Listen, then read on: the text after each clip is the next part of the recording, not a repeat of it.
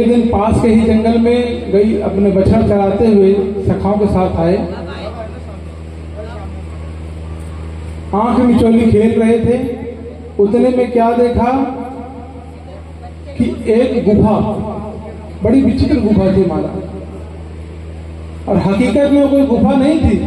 अघासुर नाम का दैत्य अजगर बना बैठा हुआ था। विशाल अजगर था महाराज।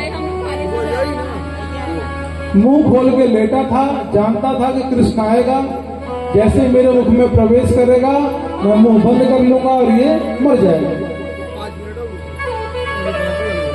अब भगवान आंख मिचौली खेल रहे थे। सारे ग्वाल बालक जैसे ही अघासुर के पास पहुंचे तो एक ने कहा, भैया ये तो बहुत ही खतरनाक गुफा दिख रही है। देख तो इसमें चटाई बिछी है, उसकी बड़ी बड़ी दो जीभ थी। अब गुफा देख रहे हैं, गुफा के अंदर भी घुस गए। बात कर रहे हैं, अंदर घुसते जा रहे हैं। एक ने बोला, भैया दो जीभ क्यों हैं?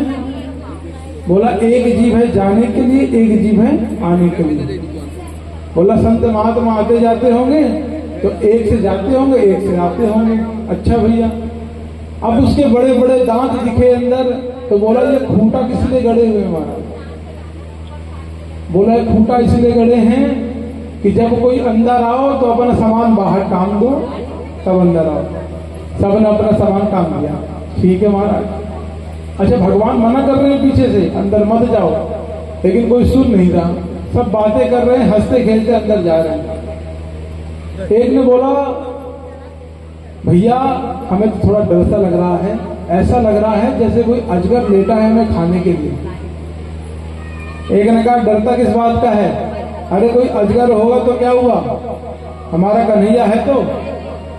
जैसे उस बकासुर को पकड़ के फाड़ दिया था, इस अजगर को भी फाड़ देगा।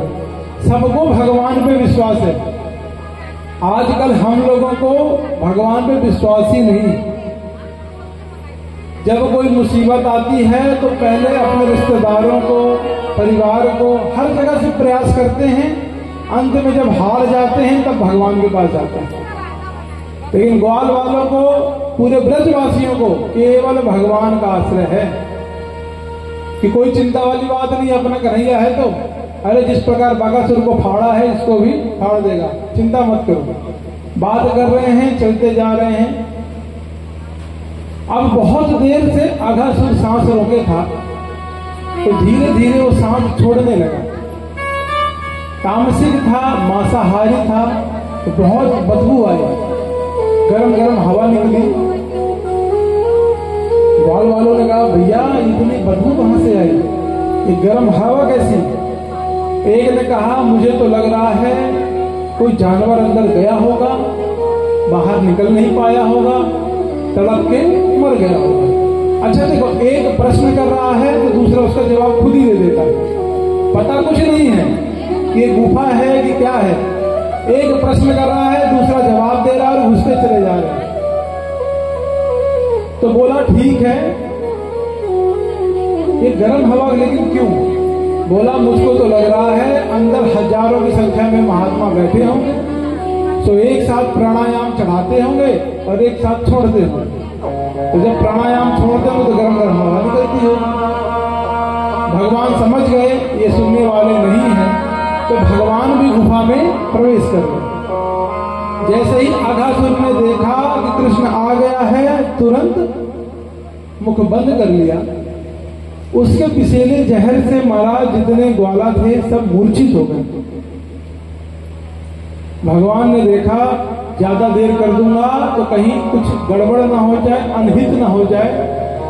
भगवान गए और सीधा अघासुर के श्वास नली के छिद्र पे बैठ गए, जहां से श्वास लेता था।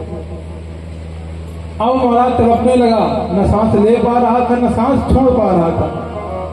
भगवान वहीं पर बैठ गए।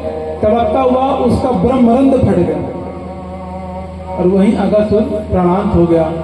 भगवान ने सारे ग्वाल बालों को इकट्ठा किया और बाहर लेकर आ गए।